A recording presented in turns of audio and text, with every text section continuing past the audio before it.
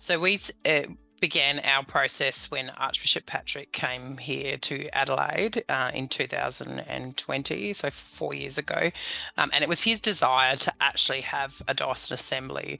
It was the first time that we'd had gathered in some time as a diocesan family, as the Archbishop would kind of, frame it. So it was a good opportunity, firstly, for us to get together. So we had our first assembly in the following year in 2021. And the process leading up to that was really engaging with our local communities about what were the issues that were important to them that they believed needed to be addressed.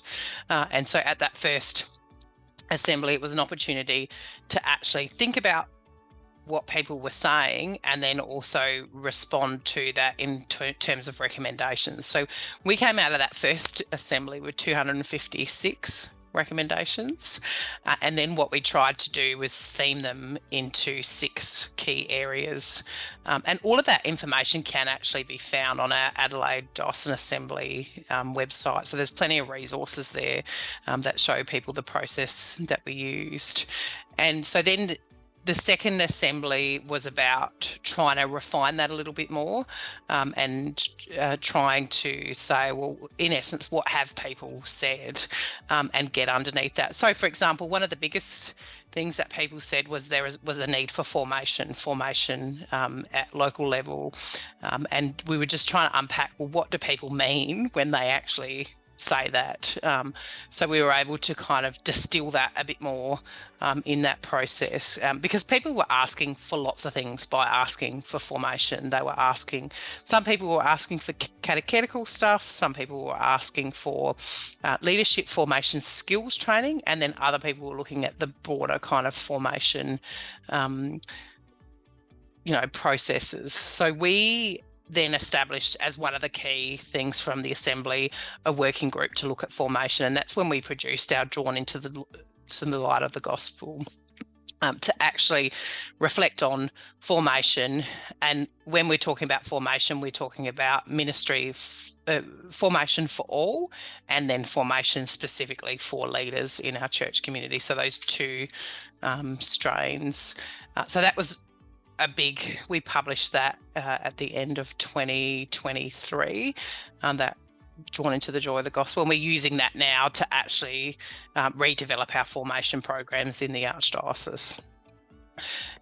The other element was the school and parish relationship, and what we've tried to do is take the school, reframe that to say that it's not like we typically say school and parish relationship, but we're saying everything within a parish boundary is the parish. So that is the school, the worshipping community, the prisons, the hospitals, and to take a broader view to say, well, actually, the school is part of the parish and the worshipping community is part of the parish too. And how do we actually develop more, better, stronger relationships for that?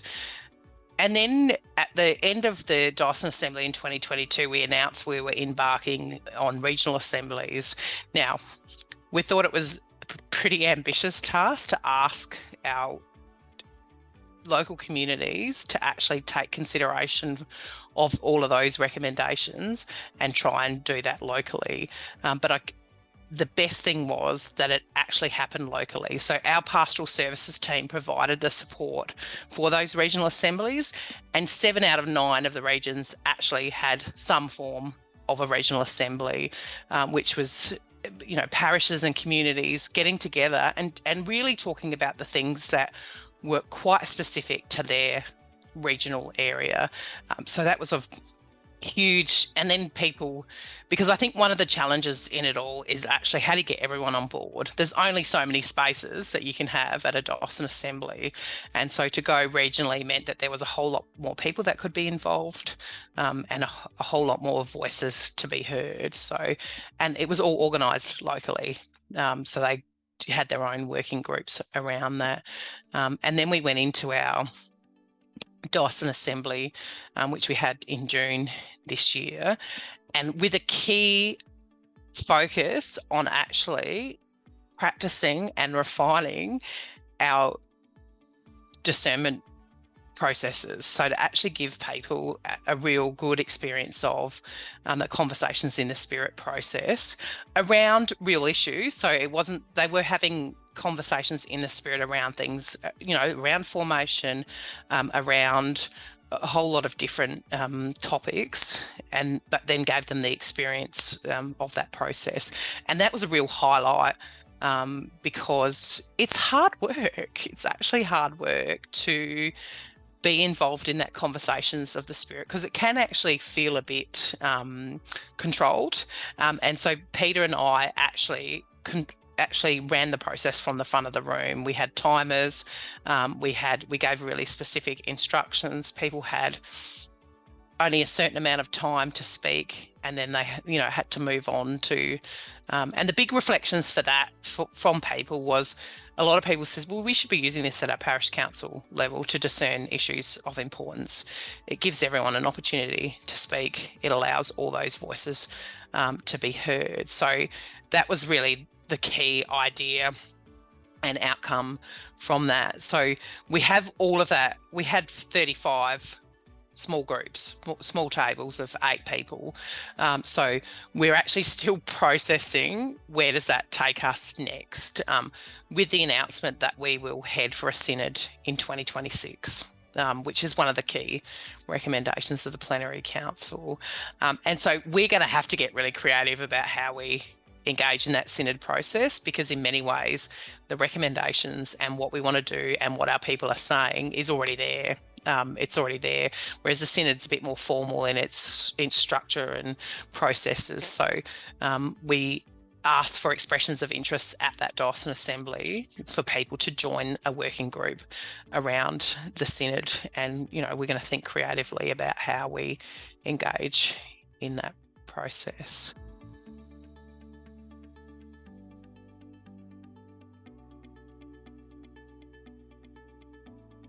One of the things that I think is really important for us to say, we've always said to our people, you don't actually need to wait for an instruction to come from the diocesan office to enact whatever was said in the assembly.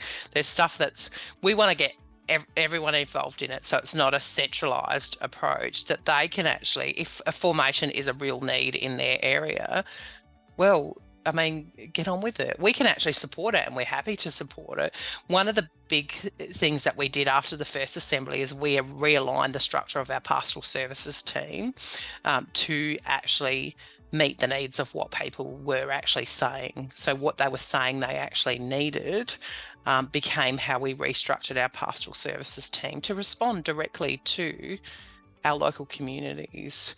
So one of the things that Peter Beera and Father James McAvoy are doing at the moment is that they're actually drawn into the light of the gospel. Drawn into the joy of the gospel.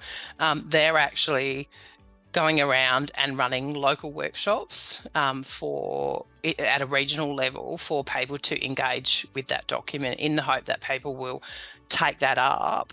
That formation happens at all levels, and we'll do some of that structural formational work, but there is stuff that can happen at a local level. So, formation and skill development at a parish council level, we can provide resources, but some of that has to happen locally. So that's getting some traction at the moment, and our hope is by the end of, we've established a formation commission. So that was one of the things that was at the beginning of this year. So they're due to actually present something to the Archbishop August, September, to say this is what we think is a new way of thinking about formation in the Archdiocese. So that'll be a big key outcome. And the Being Church Together, we've still got some work to do there about how schools and parishes, worshipping communities work together, and how do we get both school boards and parish councils meeting together to talk about this sense of co-mission that they have together. So that's kind of a little bit of a next step for that. And one of the other things that Peter and I have been thinking about is that the Being Church Together, it started as the school community and the worshipping community and that relationship, but we can actually afford to broaden that Being Church Together to say, well, how are we being church together with our local prison if we have one in our boundary? How are we being church together if we have a hospital and the chaplaincy that we provide in that space? That the parish is everything within that boundary, including those people who are not engaged with any activity that we do. So, there's some development of that stuff that we've been thinking, will be the next step.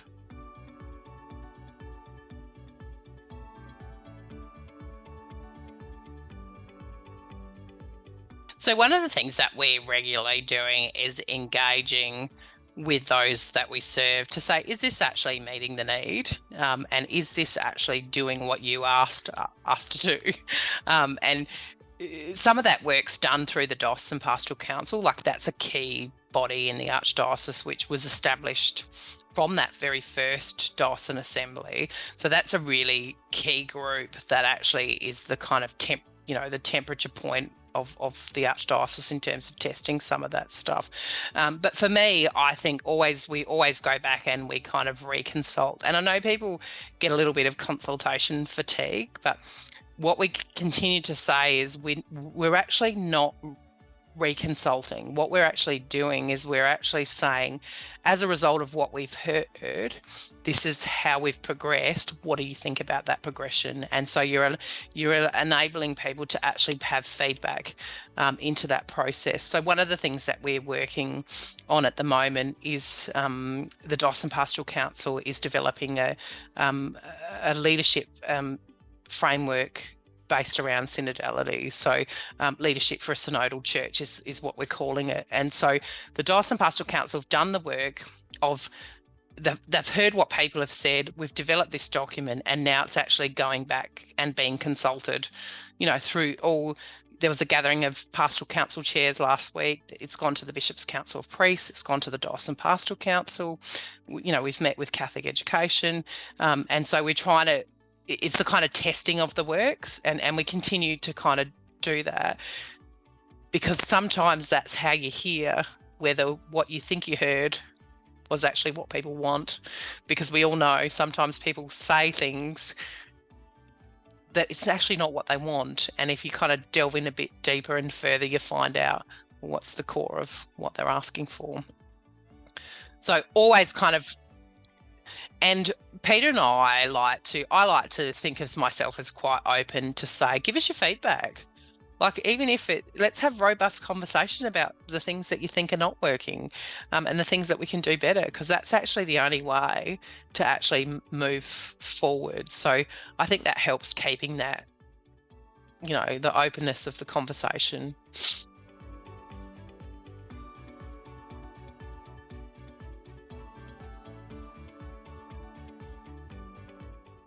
I think the biggest learning is, and I think people will recognise this in their own context as well, is actually hearing the voice of those people who are not present. It's really difficult. It's really difficult to actually get that voice and get that voice directly. So one of the things that we've tried to do is actually try and hear that voice through those people who minister to those who are disconnected. So centre care and our hospital chaplains are a wealth of information around those people who are missing, because they ask for chaplaincy when they're sick, and they tell their stories of hurt and disappointment in the church, and our prison chaplains as well are another big kind of key.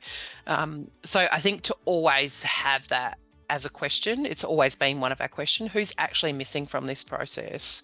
And we've had to ask it time and time again, making sure that there are both women and men involved in the process, that it's reflecting our multicultural church, and that's actually visible.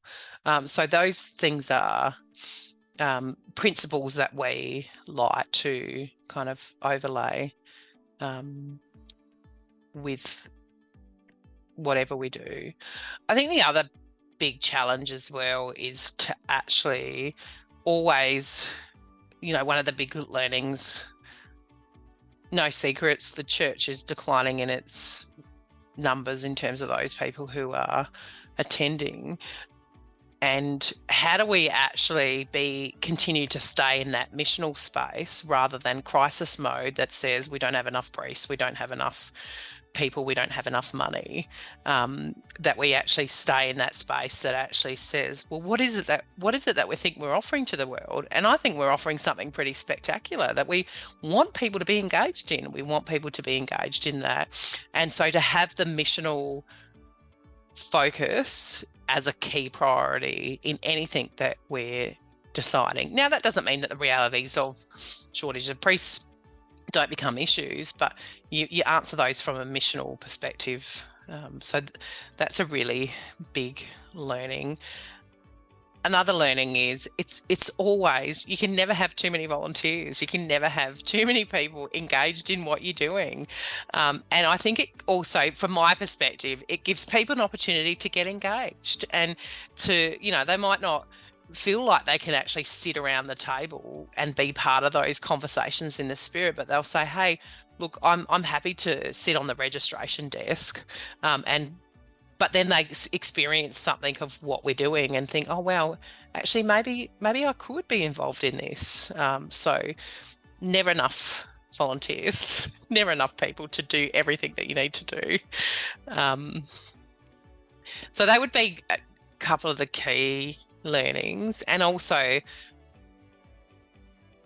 I think the key as well is that people want to generally express a desire to hear from our Archbishop. So they want to hear him, talk about what his vision is for the Archdiocese. Although it's something that he shares with everyone, and he's been really clear about that this is actually about us constructing this vision together. And we've been very blessed in that way.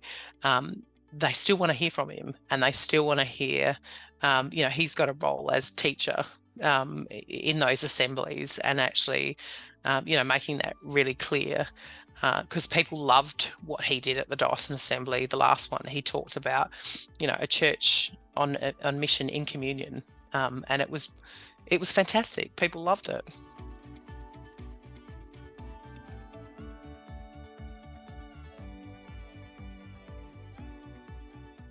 Yeah, I think one of the things that is essentially important for me is actually hearing from everyone. And I remember that one of the key things for me, which is a sign of hope, is that we can always be better at listening, and that we have to be prepared to be surprised by the spirit that is working amongst us, that is our tradition, and always be open to that, because if we think that we know all the answers, I think it's quite problematic. And I remember sitting around with a group of people in a parish context discussing some of the recommendations. Some of it was plenary, some of it was diocesan assemblies, and it was going in one track, and I was excited because it was stuff I love, and I'm like, this is great, fantastic. And then there was this one woman she stuck up her hand and she said, I'm sorry, but I don't want any of that. And I said, well, what do you mean? She said, I just would hope that people would pray more. And it was like a moment of actually remembering why we're here, and a stopping of trying to find solutions, so to actually go back to the things that are crucial to who we are. And it was a real profound moment for me, because my own self-reflection was, I went into that meeting thinking I knew what the outcome would be. And so it's a constant reminder to keep listening, to keep listening out for that quiet, and I call it the prophetic voice, because it will jump out at you when you least expect it, and be prepared to be a bit humble with it. I think we can all learn how to do that better.